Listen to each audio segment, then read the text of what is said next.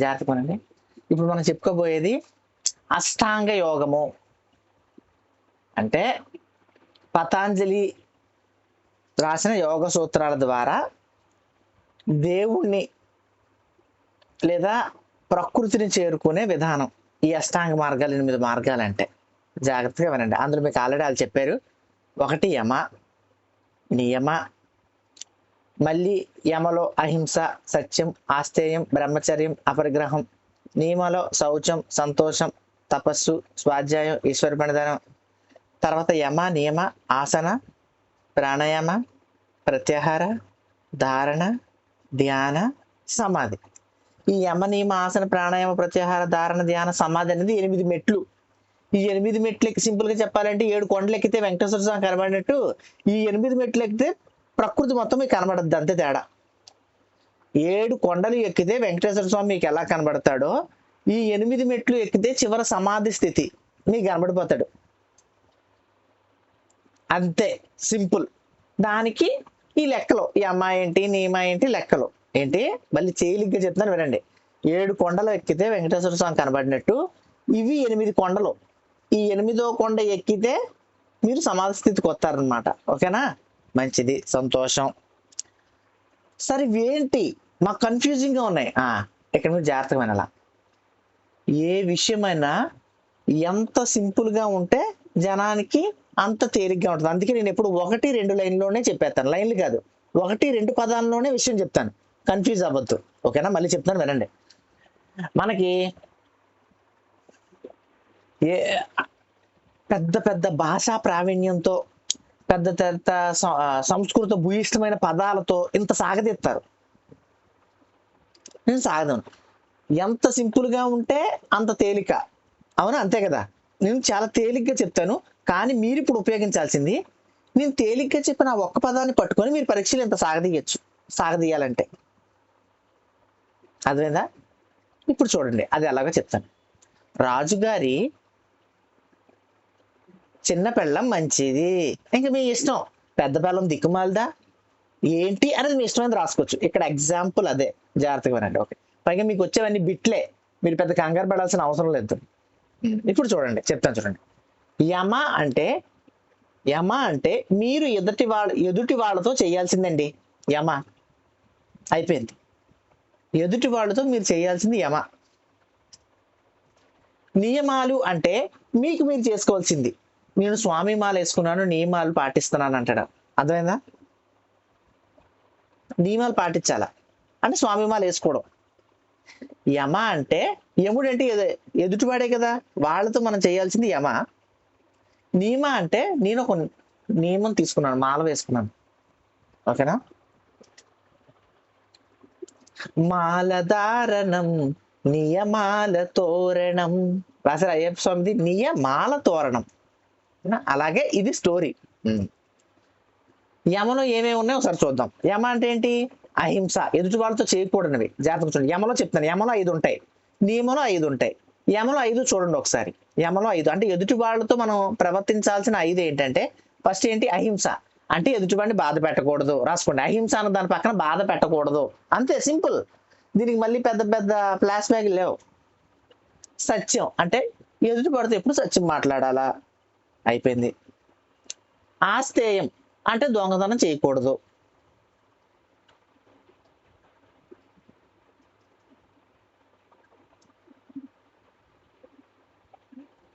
బ్రహ్మచర్యం అంటే ఇంద్రియ నిగ్రహం.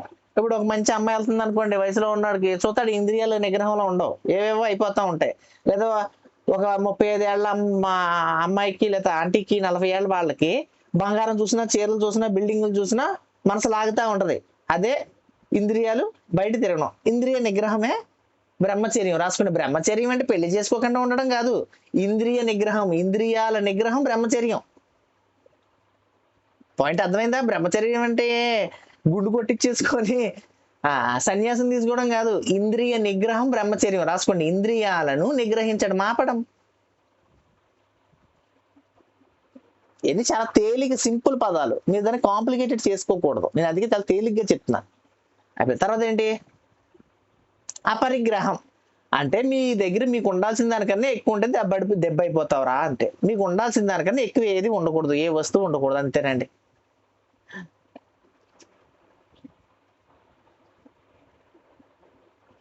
మళ్ళీ ఊరికే చెప్తాను, తేలిగ్గా చూడండి. ఫస్ట్ యమలోకి వెళ్దాం. యమలో ఏముంటాయి? అహింస అంటే ఎదుటి వాళ్ళని బాధ పెట్టద్దు. అహింస అంటే బాధ పెట్టద్దు. సత్యం అంటే ఎదుటి వాళ్ళతో ఎప్పుడు సత్యమే మాట్లాడాలా. ఆస్తేయము అంటే దొంగతనం చేయొద్దు. బ్రహ్మచర్యము అంటే ఇంద్ర నిగ్రహం. రాసుకోండి. మీకు ఎప్పుడైనా ఈయన బ్రహ్మచారి అంటే అర్థమో ఇంద్రియాలను నిగ్రహంలో పెట్టుకున్నాడు, అంతేగాని పెళ్లి చేసుకోలేకపోతే బ్రహ్మచారి కాదు.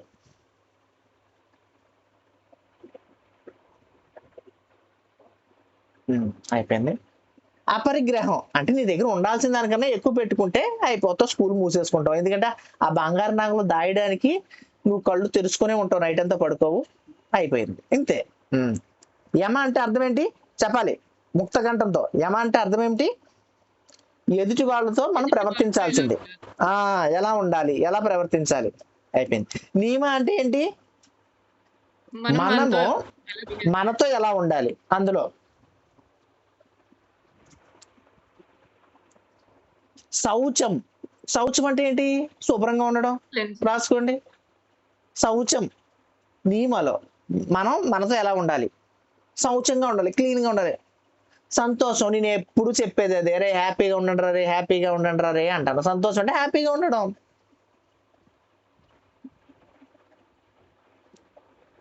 తపస్సు అంటే క్రమశిక్షణ. రాసుకోండి. తపస్సు అంటే క్రమశిక్షణ. తపన మీరు అక్కడ ఉన్న అవసరాన్ని బట్టి పదం మార్చొచ్చు. తపస్సు అంటే తపన, క్రమశిక్షణ, ఒక పని చేయాలని నియమం పెట్టుకోవడం, అంతే. క్రమశిక్షణ, తపస్సు. తపనే తపస్సు. స్వాధ్యాయం పుస్తకాలు చదవడం అంటే మీ గురించి మీరు అధ్యయనం చేసుకోవడం, మీ గురించి మీరు అధ్యయనం చేసుకోవడం, పుస్తకాలు చదవడం. సజ్జన సాంగత్యం అంటే మునులు, ఋషులు, బాబాలు, చాగంటి కోటేశ్వరరావు, గరికపాటి నరసింహరావు గారు లాంటి వాళ్ళ ప్రవచనాలు వినడం, అదే స్వాధ్యాయం.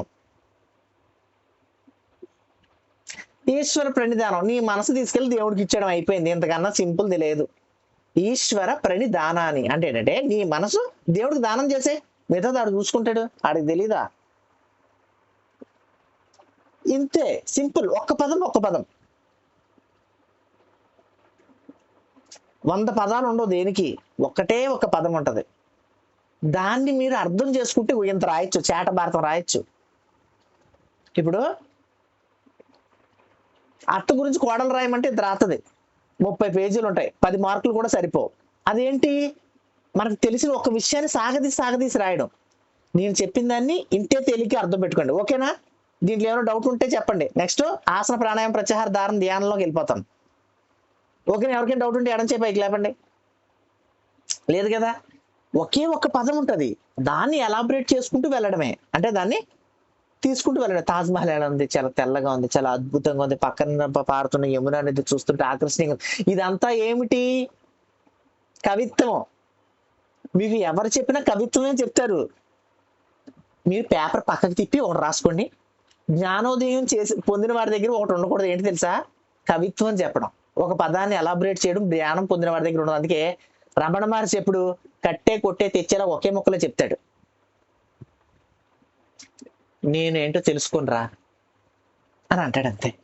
ఇంకేమైనా ఇంత సాగదీసి సమస్త దాంట్లో పెట్టే సమాసభూషమైన ఉండదు, ఓకేనండి? స్వాధ్యాయం అంటే పుస్తకాలు చదవడం, ప్రవచనాలు వినడం, సజ్జన సాంగత్యం. సజ్జన సాంగత్యం అంటే ఇది సజ్జన సాంగత్యమే. పుస్తకాలు చదవాలా, ఇవన్నీ స్వాధ్యాయం. సొంతగా మనం గురించి మనం అధ్యయనం చేయడం, ఓకేనా? సరే, అయిపోయింది. ఎవరికి లేక మేఘనా చెప్పండి మేడం. సార్ అది మీరు ఎప్పుడు ఎగ్జాంపుల్స్ ఇస్తా ఉంటారు కదా, వీటికి కూడా కొన్ని ఎగ్జాంపుల్స్ ఇవ్వండి సార్, అప్పుడు ఇస్తాను. అంటే వీళ్ళు ఆల్రెడీ రాసేసుకున్నారు కదా, ఇంకా తేలిగ్గా చెప్పడానికి టకటక చెప్తున్నాను, మొత్తం లాస్ట్లో ఇస్తా. ఓకే, అయిపోయింది. ఆసనం ఇవ్వండి. ఫస్ట్ మీరు గుర్తుపెట్టుకోవాల్సింది ఆసనం. రాసుకోండి. ఆసనంకి సంస్కృత పద్యం కూడా రాసుకోండి. స్థిరం సుఖం ఆసనం, ఇది మిస్ కావద్దు. మన అందరం ఆసనవేత్నం కాబట్టి ఫస్ట్ రాసుకోండి, స్థిరం సుఖం ఆసనం. స్థిరం అంటే ఏంటి? స్థిరంగా ఉండడం, సుఖం అంటే ఏంటి? కంఫర్ట్ గా ఉండడం, స్థిరంగా ఉండాలి అంటే ఎక్కువసేపు ఉండగలగాల, సౌకర్యంగా ఉండగలగాల, అదే ఆసనం. ఇప్పుడు ఆసనం పేరుతో కాంపిటీషన్లు పెడుతున్నారు, ఎడంకాలతో తనాల కాంపిటీషన్లు పెట్టిన వాళ్ళు. పార్టిసిపేట్ చేయాలి, తప్పదు మరి, సమాజంలో గుర్తింపు పొందని పార్టిసిపేట్ చేయాలి. కానీ రమణ మహర్షి నేను దేవుణ్ణి తెలుసుకున్నాను, రామకృష్ణ పరమహంస నేను దేవుణ్ణి తెలుసుకున్నాను, ఎవరు ఎక్కువ దేవుణ్ణి తెలుసుకున్నాను కాంపిటీషన్ ఎవరైనా ఎడతాడండి? కాంపిటీషన్ పేరుతో పిల్లల వెన్నుపూసను ఉంచేస్తున్నాం మనం. కాబట్టి అలాంటివి ఉండవు. స్థిరంగా సుఖంగా నువ్వు ఉన్నంతకాలం అదే. ఓకేనండి? స్థిరం, సుఖం, ఆసనం. మీ వాళ్ళకి వచ్చిన వాళ్ళకి చెప్పండి, కంఫర్ట్ గా కూర్చోండి, మీకు సౌకర్యం ఉన్నంత. సరే ఎంత వంగాలని అడుగుతారు, మీరు ఎంత వంగగలిగితే అంతే, అంతకు మించి ఎక్కువ వంగొద్దు. ఈ రోజు ఇంత వంగారా, రేపు ఇంకొక సెంటీమీటర్, ఆ పైన ఇంకొక సెంటీమీటర్, అంతే.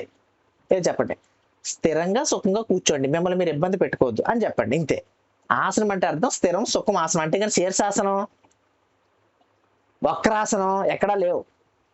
ఇదిగోండి, ఇది కూర్చున్నాడు నేను ఇలాగా కాలు కింద మడత పెట్టి, ఇంతే, ఇదే ఆసనం. ఇలా కూర్చున్న దేవుడు తెలిసిపోతారు. మత్స్యాసనం ఒకటి వేసి, అర్ధమత్స్యేంద్రాసనం ఒకటి వేసి మత్స్యేంద్రనాథుడు దేవుడిని తెలుసుకున్నాడు తెలుసా? ఒకే ఒక్క ఆసనాన్ని వేసి దేవుడిని తెలుసుకున్నాడు. ఆ ఆసనం పేరు అర్ధమత్స్యేంద్రాసనం, వేసిన ఆయన పేరు మత్స్యేంద్రనాథుడు.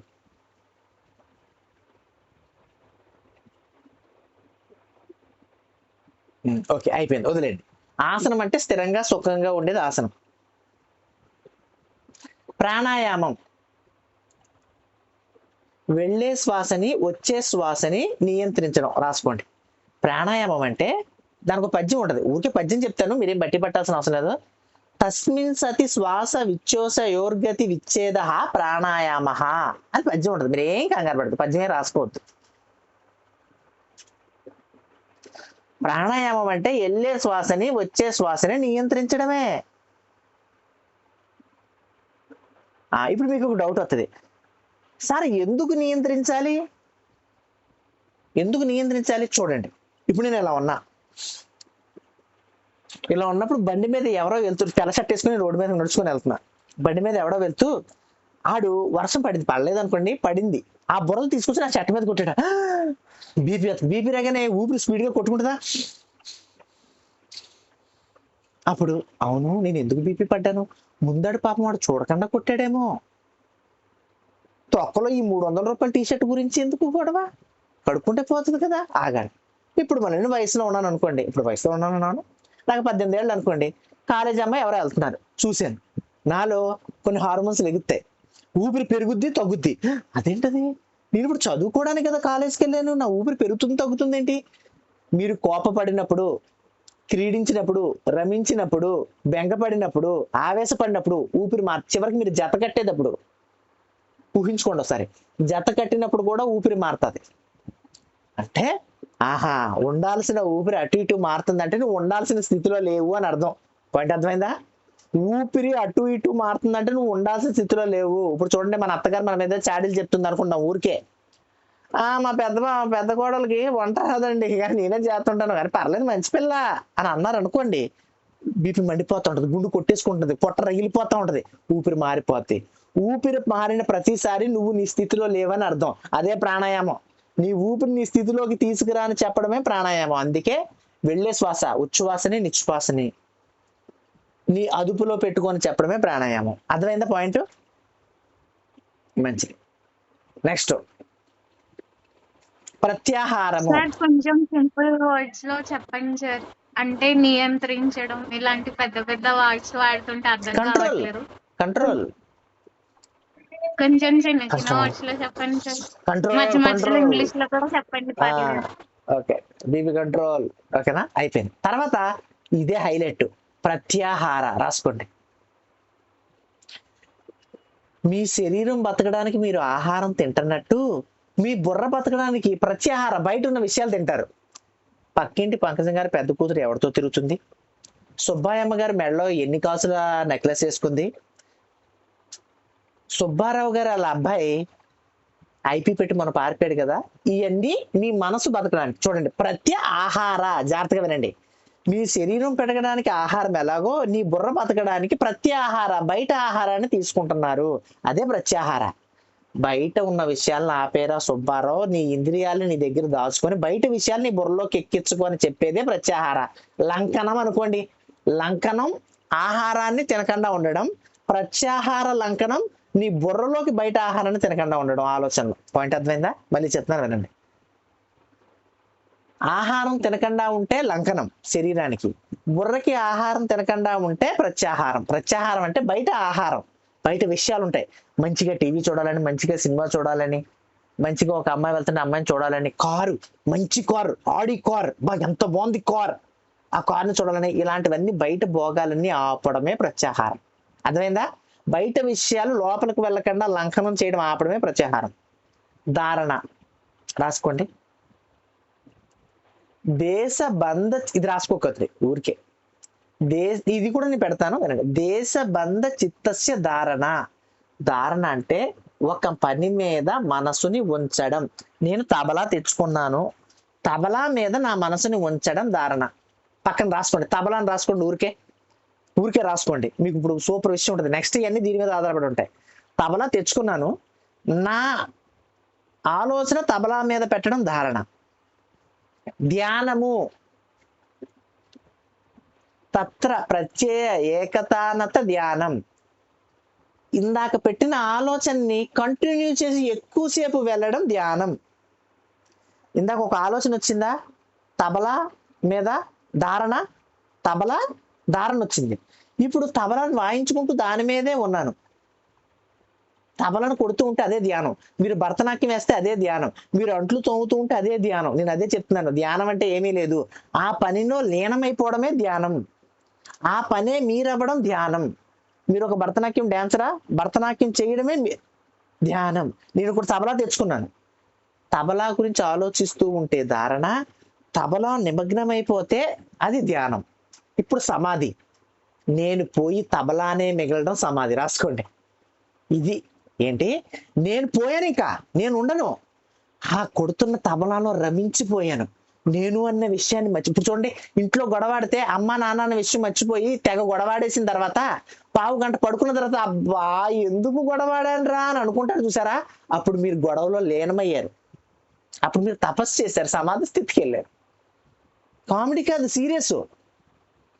ఎగ్జాక్ట్ ఏంటి, తబలా దగ్గర ఉండి తబలాను ఆలోచించడం ధారణ, తబలా కొడుతున్నప్పుడు ఆ కొడుతున్న ప్రాసెస్ లోకి వెళ్ళిపోవడము, ప్రాసెస్ ని ఎంజాయ్ చేయడము ధ్యానము. నేను పోయి తబలా అనే వాయిద్యం అది కొడుతున్నప్పుడు మిగలడం సమాధి స్థితి. సమా అంటే అన్ని ఒకేలా ఉండే స్థితి సమాధి స్థితి. రాసుకోండి. మీ అమ్మగారికి పక్కింటి అమ్మగారికి తేడా లేకపోవడం, మీ అబ్బాయికి మీ ఇంట్లో వాచ్మ్యాన్ కి తేడా లేకపోవడమే సమాధి స్థితి.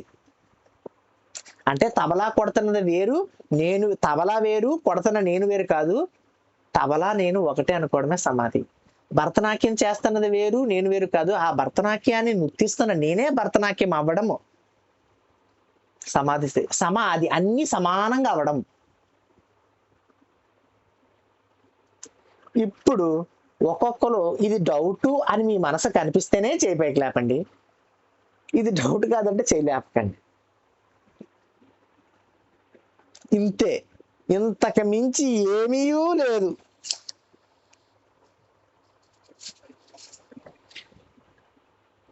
ఏమైనా ఉందా? ఉంటే ఒకసారి చేయి ఊరికే పైకి లేపండి, ఇంతే. చెప్పండి. నమస్తే గురువు గారు. నమస్తే. అది ఇవన్నీ ఇప్పుడు 1 by 1 చేసుకుంటా రావాలా, లేకపోతే ఏ స్థితినైనా ఒకదాని తర్వాత జాగ్రత్తగా చూడండి. ఇప్పుడు చూడండి, మీరు గొడవ ఆడుతున్నప్పుడు పిల్లల గురించి కానీ భర్త గురించి కానీ అత్త మామ గురించి కానీ మర్చిపోయి మీరు సమాధి స్థితిలోకి వెళ్ళిపోతారా? అంటే మీరే గొడవ అయిపోతారా కదా? ఊరికే మీరు అంటే మీరని కాదు, అందరూ అని. అవునా? గొడవ అయిపోయిన పావుగంట తర్వాత అబ్బా వీడితో గొడవ పెట్టుకున్నప్పుడు వీడు అన్నం తిండు మన పిల్లోడిని, వీడికి వెళ్ళి అన్నం తినిపించాలా అని వెళ్ళి అరే ఎల్ల రేపు సినిమాకి వెళ్ళు డబ్బులు ఇచ్చి అన్నం తిని అంటావా? అంటే ఏంటి, ఆ 10 నిమిషాలు మిమ్మల్ని మీరు మర్చిపోయారా? ఆ మర్చిపోయినదే సమాధి. అంటే మరి మీరు యమ నియమ ఆసన ప్రాణాయామ ప్రత్యాహార ధారణ ధ్యానం సమాధి చేయలేదే, చేయాల్సిన అవసరం లేదు. ఎవడికి ఏదైనా స్ఫురించవచ్చు. ఒక్కసారి, ఇది దీని అర్థం. కానీ ఒక ఒక లెక్క ఉండాలి కదా, ఒక లెక్క ఉండాలి కాబట్టి వరుసగా చేసుకొని రండి అని చెప్తాం. ఎవరికి ఏదైనా స్ఫురించవచ్చు ఒక దెబ్బలో. మంచిది. రూపా గారు చెప్పండి, మంచి ప్రశ్న. రూపా గారు చెప్పండి. కానీ ఈ ప్రశ్నలు జాగ్రత్తగా వినండి. ఈ ప్రశ్నలు మన సోకాల్డ్ ఆర్థోడాక్స్ అయినా, మన సోకాల్డ్ ఈ పెద్ద మనుషులు ఒప్పుకోరు. యమ చేయి నియమ చేయి, నిజంగా యమ నియమ చేయి చేయడు, కానీ వాళ్ళు అంగీకరించరు. కానీ నిజమైన యోగంలో ఒక్కసారి స్ఫురిస్తుంది. ఏ అన్నమయ్యకి ఒక్కసారి వెంకటేశ్వర స్వామి తిన్న లడ్డు పద్మావతి దేవిగానే నవలగానే ఆయనకి ఈ ప్రపంచం విశ్వం ఎలా తెలిసిందో ఒక్క దెబ్బ చాలు. ఏ నారదుడు అన్నమయ్యకి తన ఏక్తార మీటిని ఏక్తారని అన్నమయ్యకి ఇస్తే అది పట్టుకోగానే వాళ్ళలో సంగీతం విచ్చలవిడిగా పొంగి పొరలిందో ఒక్క సీన్ చాలు. సీతాదేవి గురించి వర్ణించినప్పుడు రావణాసురుడు సీతను ఊహించుకున్న ఒక్క క్షణం చాలు అని నాశనం అయిపోవడానికి. ఇంతే. కానీ ఇది మన వాళ్ళు అంగీకరించరు. మీరు వాళ్ళదేం పట్టించుకోకండి, పరీక్ష వరకే. మన ఇవన్నీ ఎందుకు నేర్చుకుంటున్నాం ఒకసారి చెప్పండి. ఈ యమ నియమ ఆసన ప్రాణాయామ ప్రత్యాహార ధారణ ధ్యాన సమాధి అన్ని దేనికి చెప్పాలి? ఎవరో ఒకరు ముక్త కంఠంతో. జీవితం సాఫీగా సాగడానికి, ఆనందంగా ఉండడానికి, దేవుణ్ణి తెలుసుకోవడానికి. ఇంతే బొచ్చు, ఏం లే. జీవితం సాఫీగా సాగడానికండి, కుదిరితే ఆనందంగా ఉండడానికండి. మీకు ఇంకా ఓపుకుంటే దేవుణ్ణి తెలుసుకోవడానికి. ఇంతకు మించి ఏమీ లేదు. మీరు రామాయణాలు, మహాభారతాలు ఇవేమి చదివినా సరే, ఋగ్వేద, యజుర్వేద, సామవేద, అధర్వవేదాలు ఏమి చదివినా సరే, ఆయుర్వేద, ధనుర్వేద, సప్తవేద, గంధర్వ వేదాలు చదివినా సరే, శిక్ష, వ్యాకరణం, ఛందస్సు, జ్యోతిష్యం, నిరుత్వం, కల్పనం పట్టుకున్నా సరే, న్యాయ, వైశేషిక, సాంఖ్య, యోగ, పూర్వమీమాంస, ఉత్తరమీమాంస ఏవి చేసినా కూడా జీవితం సాఫీగా వెళ్ళడానికి, ఆనందంగా ఉండడానికి, దేవుని తెలుసుకోవడానికి. ఇంతకుమించి ఏం లేదు. ఓకేనా? మంచిది. చెప్పండి రూపా గారు, అయిపోయింది మీ ప్రశ్న? లేదు సార్. సార్ యమాలో మీరు 5 పాయింట్లు చెప్పారు కదా, అందులో ఒకటి లాస్ట్ వన్ చెప్పరా? అహింస, సత్యం, ఆస్తేయం, బ్రహ్మచర్య, అపరిగ్రహం. మీకు ఉండాల్సిన దానికన్నా ఎక్కువ పెంచుకోవద్దు. పెంచుకుంటే నువ్వు దానికోసం నిద్ర పట్టదు, నిద్ర పట్టుకోక తర్వాత రోగం వస్తుంది. అంతే. మౌనిక గారు చెప్పండి. సార్ ఇప్పుడు ఎదుటి వాళ్ళని బాధ పెట్టకూడదు అంటారు మీరు. వాళ్ళు బాధ మనం బాధపడతాం కదా సార్, అప్పుడు కూడా బాధ పెట్టకూడదా?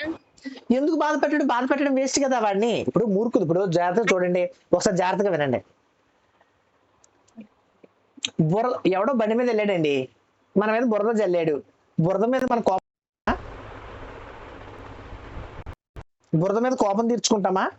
వాడు బురద కన్నా పెద్ద మురికి కాలవా. ఆడితో టైం వేస్ట్, వాడిని మర్చిపోవడమే. పీపుల్ని ఇగ్నోర్ చేయడమే గొప్ప విషయం, తెలుసా మీ అందరికీ?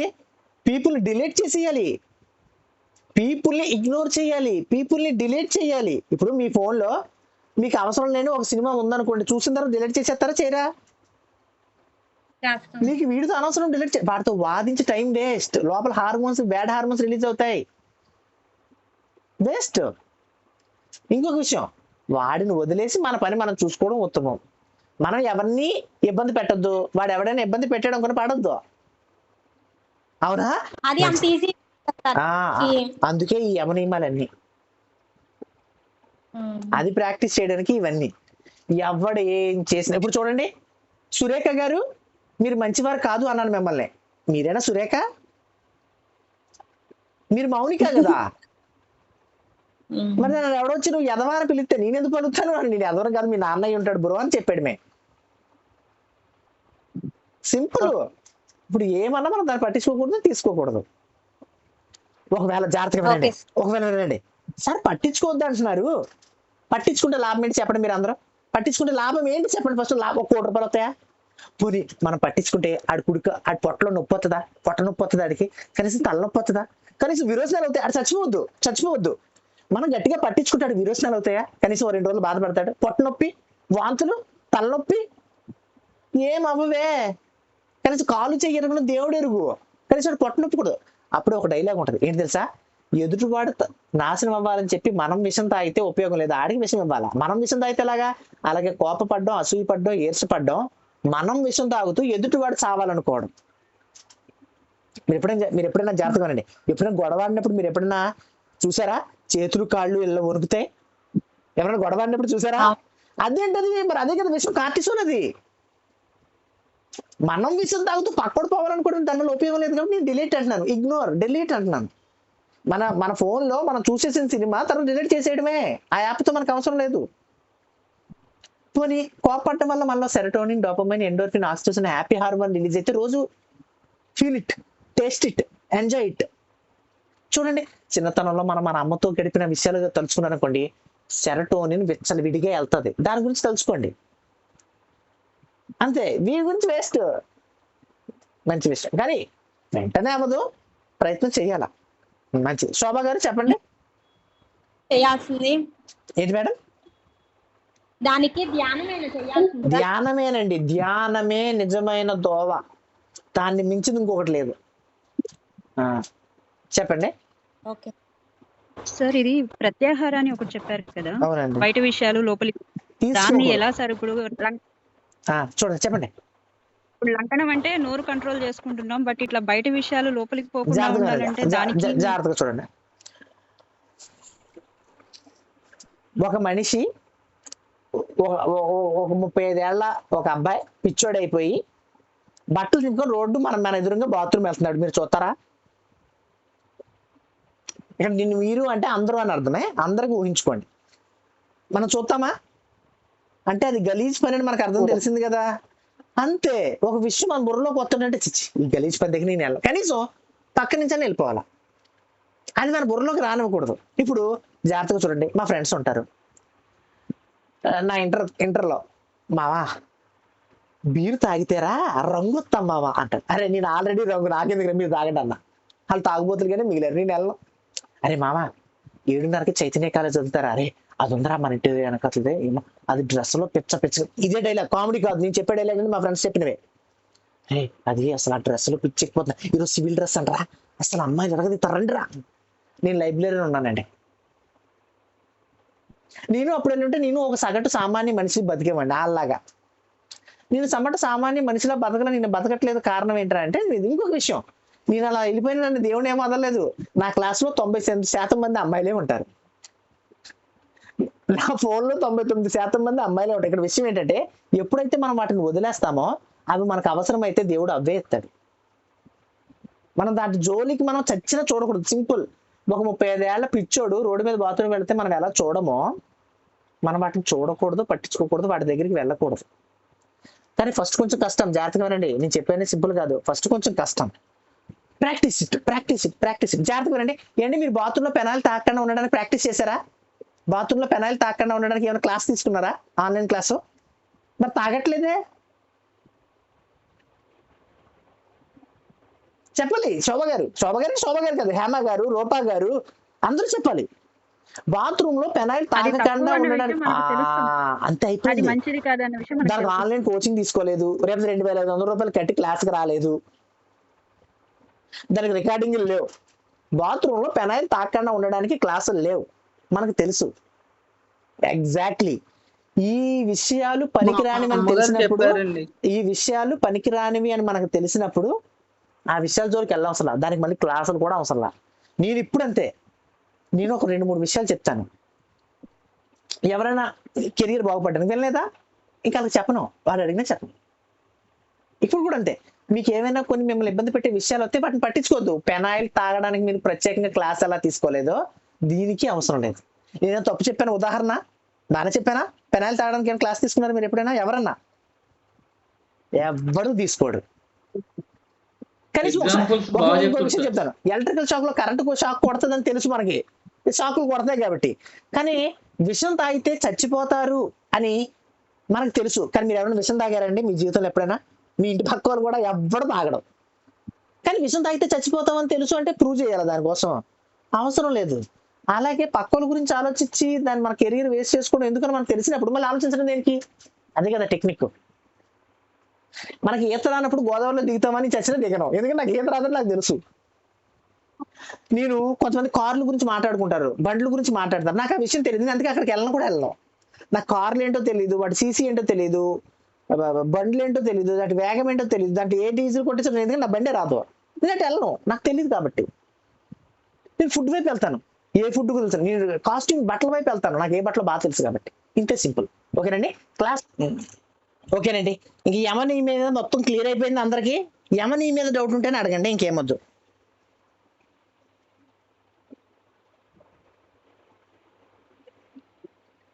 ఏం డౌట్ లేదు కదా? ఇంకేం చెప్పారు? చేయట్లేదా? సూపర్, చేశాను. ఇది స్టోరీ, ఇంతే ప్రాణాయామం అంటే. ఇంకేమైనా ఉందా సబ్జెక్ట్ గురించి? ఇంకేం సబ్జెక్ట్ చెప్పారు? హిస్టరీ ఆఫ్ యోగా నేను మొదలు పెట్టేస్తాయి. విజ్డమ్ ఆఫ్ యోగా అని. ఆరిజిన్ ఎక్కడి నుంచి వచ్చింది? ఎక్కడి నుంచి వచ్చిందని చెప్పారండి? డెఫినేషన్స్ లాగా చెప్పారు. ఏలూరు నుంచా? డెఫినేషన్స్ లాగా చెప్పారు. యుజ్ అనే పదం నుంచి వచ్చింది. రాసుకోండి, డెఫినేషన్స్ ఆఫ్ యోగా నేనే చెప్తాను. రాసుకోండి.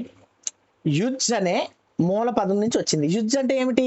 కలయిక. నేను ఇందాకే చెప్పాను, అరే ఆడికి మహర్యోగం పట్టిందిరా, ఆడికి యోగం పట్టిందిరా అంటారు. యోగం అంటే ఏంటి? నా ₹1,00,00,000 డబ్బులు నన్ను టచ్ అయితే యోగం పట్టినట్టు. మీలో అంత మ్యూట్లోకి వెళ్ళిపోండి, రికార్డ్ అవుతుంది కదా. నాకు ఆడికి పెళ్లి యోగం పట్టిందిరా అంటే ఏంటి? ఇంకొక అమ్మాయి వీడు ఇద్దరు కలిస్తే యోగం. యోగం అంటే రెండు వేరు వేరువి కలిస్తే అది యోగం. రెండు వేరు వేరువి కలిస్తే అది యోగం. అయిపోయింది. యుజ్ అంటే కలయిక. ఏం కలయిక? ఈ ఆత్మ పరమాత్మతో కలయిక. చెప్పండి, అయిపోయింది సీను. ఈ ఆత్మ పరమాత్మతో కలవడానికి కలయిక. నేను తబలాని వాగిస్తూ ఉండడం కలయిక. నేనే తబలా అవడం కలయిక. ఒక భరతనాట్యం చేస్తున్న వాళ్ళు, ఆ భరతనాట్యము వాళ్ళు ఒకటే అవ్వడం, అది యోగము. అంతే. యోగం అంటే కలయిక అని అర్థం. యుజ్ అనే పదం నుంచి యోగ్ వచ్చింది, అదే యోగము.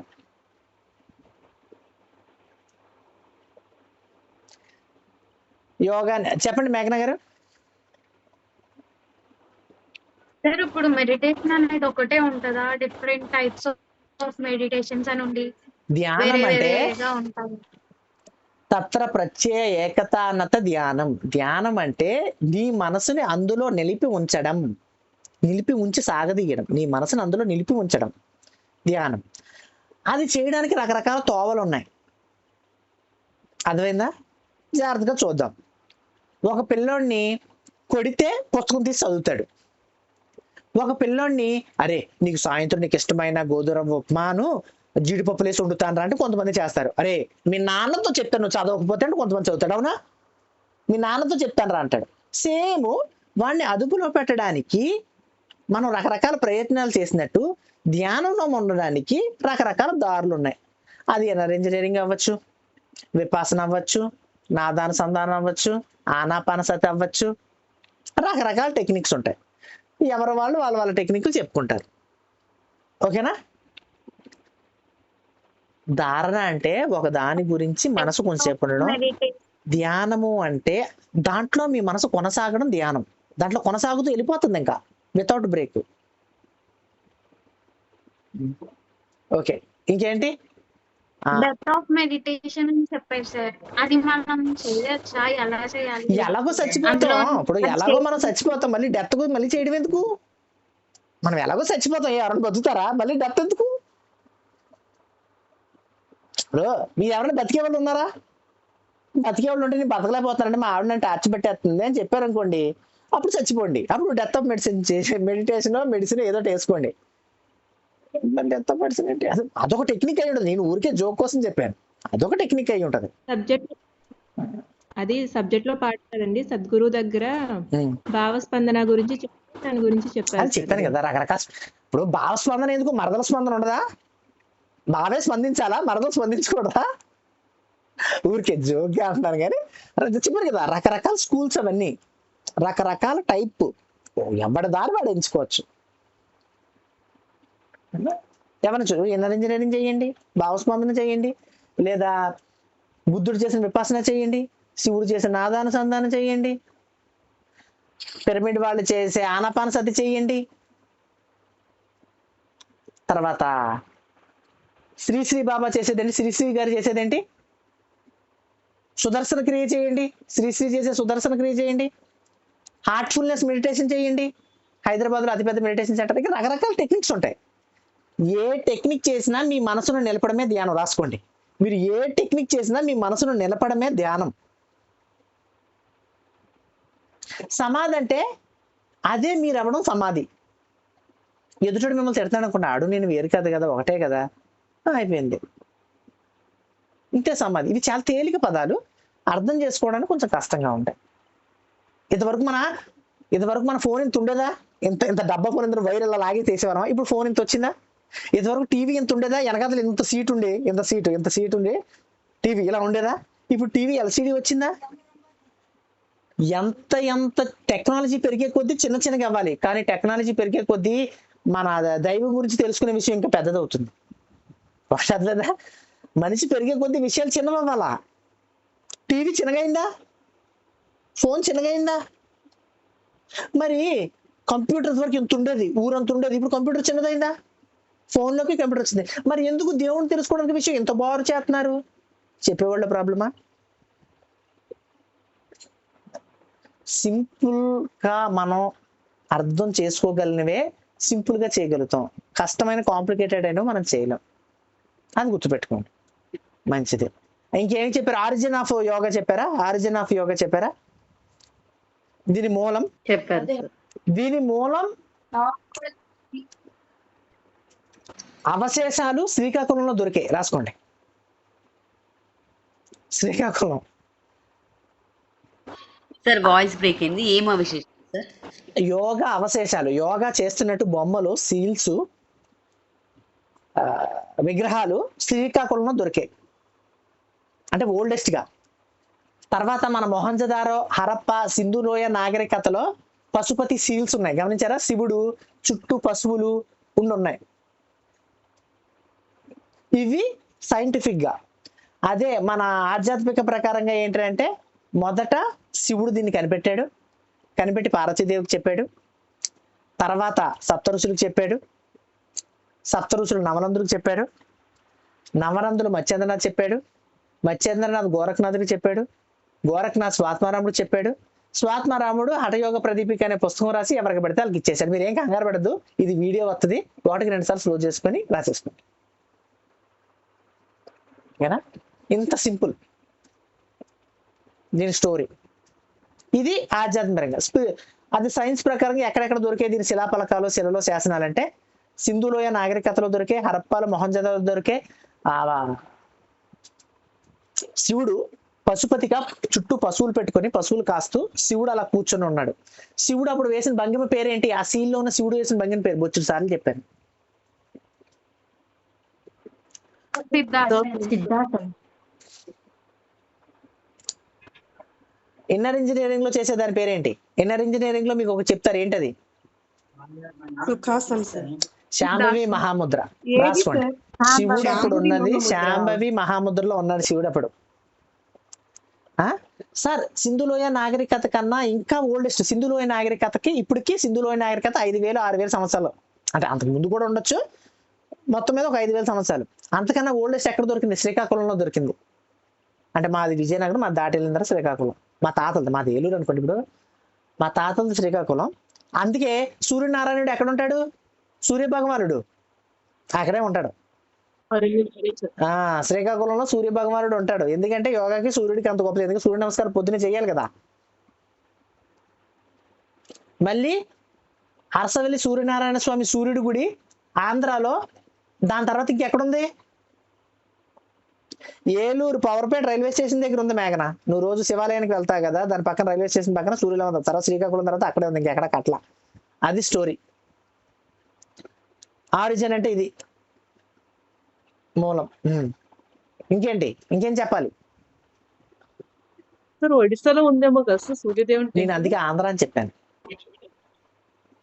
ఆంధ్రాలో అరసవిల్లి తర్వాత మా దగ్గర ఉందని చెప్పాను. సార్, ఎసెన్స్ ఆఫ్ యోగా అంటే ఏంటి సార్? యోగా వల్ల ఉపయోగాలు ఏమిటి? దాని మూలం ఏమిటి? సార్ అయినా ఎసెన్స్ అంటే వేరే చెప్పారు. ఏంటి చెప్పారు?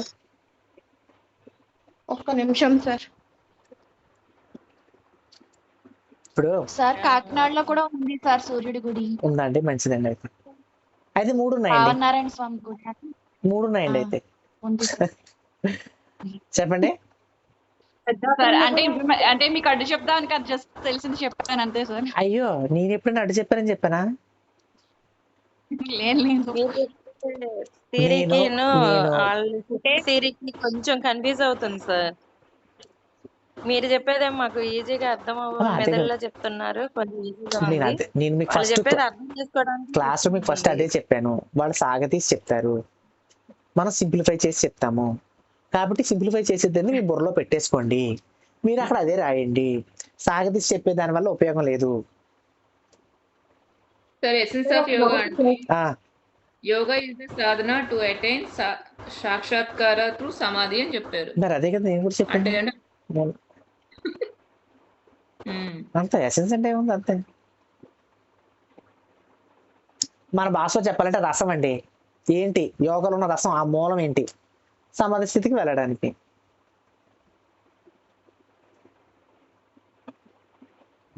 ఓకే, ఒకసారి వినండి. అందరూ ఉన్నారా?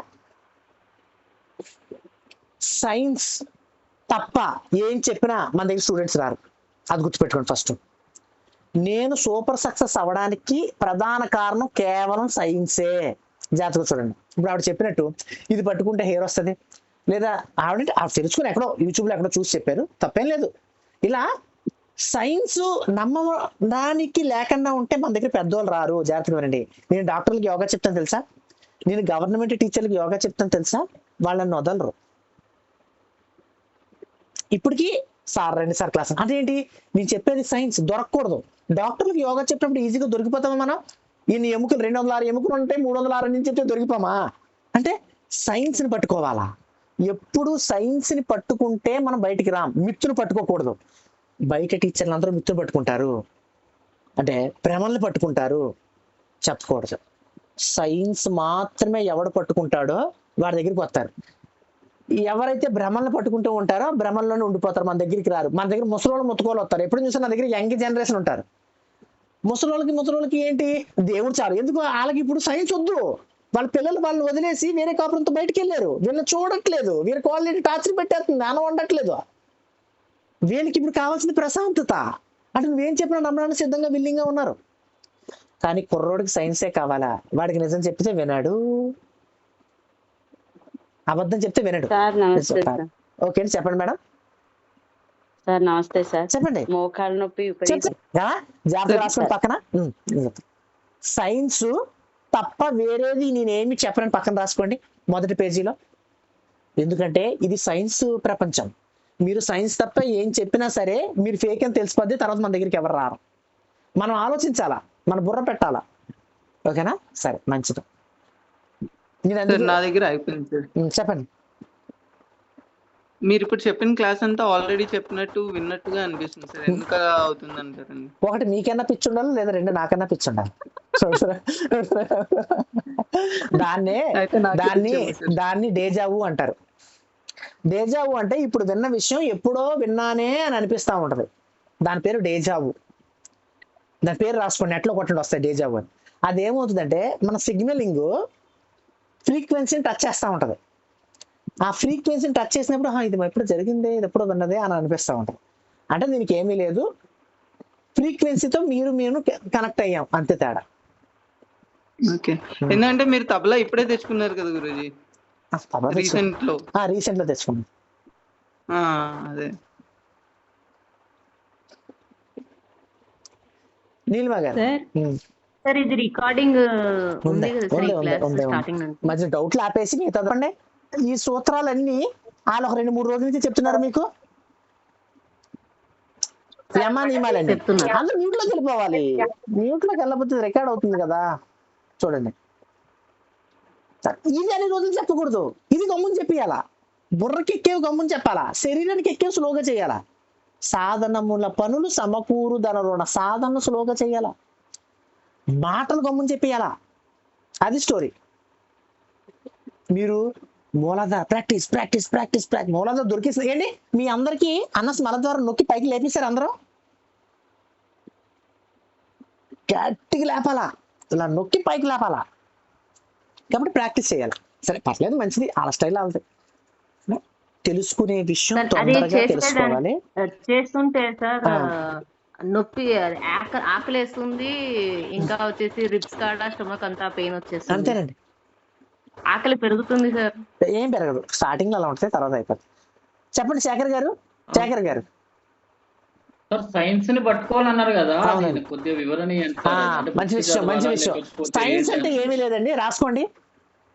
నేను ఏం చేస్తే అది మీరు కూడా చేయగలుగుతారు, అదే సైన్స్. జాగ్రత్తగా వినండి. నేను పాలలో ఉప్పు వేస్తే పాలు విరిగిపోతాయా, పాలు తీగా ఉంటాయా? విరిగిపోతాయి. మీరు ఉప్పేసినా విరిగిపోతాయి, మీ పిల్లవాడు ఉప్పేసినా విరిగిపోద్ది.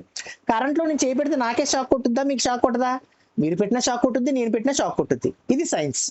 కానీ మిత్ ఎలా ఉంటుందంటే పిల్లి ఎదురొస్తే యాక్సిడెంట్ అవుద్దని ఒకటి చెప్పాడు. కానీ మరి నేను ఎన్ని పిల్లల దగ్గరికి వెళ్ళినా మరి నాకు ఇప్పుడు యాక్సిడెంట్ అవ్వలేదే, దాంట్లో సైన్స్ ఉందా? లేదు. భ్రమ. తాయెత్తు కట్టుకుంటే జ్వరం తగ్గిపోద్ది, తగ్గిపోద్దా? తగ్గదు. అంటే అది సైన్స్ కాదు. నేను ఏం చేస్తే ఆ పని అయిందో మీరు అది చేస్తే ఆ పని అయితే అదే సైన్స్. అంతే సింపుల్. సైన్స్ అంటే అర్థము ఏదైనా పని. ఇంజనీరింగ్ అంటే అర్థం ఏంటి? రాసుకోండి. ఏదైనా పని జరిగేటట్టు చూడడం ఇంజనీరింగ్. ఏదైనా పని జరిగేటట్టు చూడడం ఇంజనీరింగ్. సైన్స్ అంటే అర్థం నేను ఏం చేస్తే జరిగిందో అది మీరు కూడా చేస్తే జరిగితే అదే సైన్స్. అంతే సింపుల్. దీనికి పెద్దగా ఏం చేయాల్సిన విజ్ఞాన శాస్త్రం ఏం. పాలలో ఉప్పు వేసాను విరిగిపోయినాయి, మీరు పాలలో ఉప్పు వేసినా విరుగుతాయి. పాలలో నేను పంచదార వేసాను తీగా ఉన్నాయి, మీరు పంచదార వేసినా తీగా ఉంటాయి. అంతేనా? లేకపోతే దివ్యశక్తులు నేను పంచదార వేస్తే అమృతం కూర్చుదా? ఏమవదు. సైన్స్ అంటే నేనేం చేస్తే అది జరిగిందో మీరు అది చేస్తే జరిగేటట్టు సైన్స్. ఇప్పుడు మిత్తులు చూడండి. ఇది పట్టుకుంటే జుట్టు వస్తుందా? ఆవిడేదో చెప్పారు కదా, ఏదో ఒకటే రాదు కదా, మరి నాకు రాలేదు కదా, మరి సైన్స్ కాదు కదా. ఎవరు చేసినా జరిగితే అది సైన్స్, ఒక్కళ్ళు మాత్రమే చేసి జరిగితే అది సైన్స్ కాదు. అంతే సింపుల్ తక్కువ. అది గుర్తు పెట్టుకుని మనం చెప్పాలి. కొంతమంది కొన్ని చెప్తారు, ఒక ముసలావిడ ఎదురు రావడం వల్ల పెళ్లి అయిపోయిందా? ముసలావిడ ఎదురైతే ఎందుకు పెళ్లి అయిపోతుంది? అదేం అవ్వదు కదా, అది సైన్స్ కాదు. అదనమాట. అర్థమైందా? మంచిది. చెప్పండి సుమా గారు. సార్ ప్రాణాయామము కళ్ళు మూసుకొని చేస్తేనే బెనిఫిట్స్ వస్తాయి, కళ్ళు తెరిచి చేసినా కూడా కళ్ళు తెరిచినా కళ్ళు మూసినా, కానీ కళ్ళు తెరిస్తే మనం ఏం చేస్తాం? ఊరికే ఉంటామా? ఫ్యాన్ తిరుగుతూ ఉంటది, కరెంట్ వేస్ట్. ప్రాణాయామంలో ఉన్న కరెంట్ ఆపాలని పెడుతుంది. తలుపు బీరువా ఓపెన్ చేసి ఉంటది, అందులో ఏమో కాసు బంగారం ఉంటది. అయ్యి బాబోయ్ మూసి అనిపిస్తా ఉంటది. అదే కళ్ళు మూసుకున్నాం అనుకోండి, ఇన్ఫర్మేషన్ బుర్రలోకి వెళ్ళదు కదా. అంటే ఇప్పుడు ఎప్పుడైనా కూర్చొని టీవీ చూస్తా అలా కూడా కపాలభాతి చేసినా కూడా నేను అదే మీకు చెప్పాను, మీకు అర్థం కాలేదు. ధ్యానము కళ్ళు తెరిచి చేస్తారు యోగులు. మనం చేస్తే మన ఇంట్లో ఉన్న బీరువా, మన తలుపు, అయ్యో ఇక్కడ బూజు ఉంది, ఇది ఇంకా దులపలేదే, రేపు దసరాకి దులపాలి అని మీకు ఆలోచన వస్తుంది. అందుకే మనం మూసి చేయాల. ఒక్కసారి ప్రాక్టీస్ అయ్యాక కళ్ళు తెరిచి దిగో ఇలా కూర్చొని ధ్యానంలో ఉంటాం. ఇలా కళ్ళు చూసి ఊరికే చెప్తాను వినండి. మహాత్మా గాంధీ గారు నాలో అమ్మాయిని చూసినా కూడా నాలో చెలించదని చెప్పి బట్టలు కూర్చునేవారు రూమ్ లో. తెలుసా మీకు? ఇద్దరు అమ్మాయిలు పక్కన ఉండి నాలో ఏ అంగమో చెలించదని బట్టలు కూర్చునేవాడు. ఆయన చూపించడానికి ఇది స్టోరీ. తర్వాత అందరూ తిట్టారు, నువ్వు గొప్ప పనుడు అని చెప్పడానికి, నువ్వు బట్టలు ఉండడం కరెక్ట్ కాదు కదా అని చెప్పి ఒక బ్రిటిష్ అమ్మాయి ఆయన దగ్గర నుంచి రిజైన్ చేసి వెళ్ళిపోయింది. ఇది ఆయన పుస్తకంలో ఉంది, వాళ్ళ కొడుకు రాశాడు. అంటే ఇక్కడ విషయం ఏంటంటే మనలో ఏ చలనం లేనప్పుడు మీరు కళ్ళు తెలుసుకొని కూర్చున్నా ఓకే, మనలో చలనం వస్తుంది కదా, అదే కళ్ళు మూసుకొని కూర్చోాలి. అది స్టోరీ. ఓకేనండి, మంచిది. చెప్పండి. శ్రీ జీవన విద్య అని ఉందా? సార్ చెప్పండి. ఇప్పుడు మార్నింగ్ యోగిక్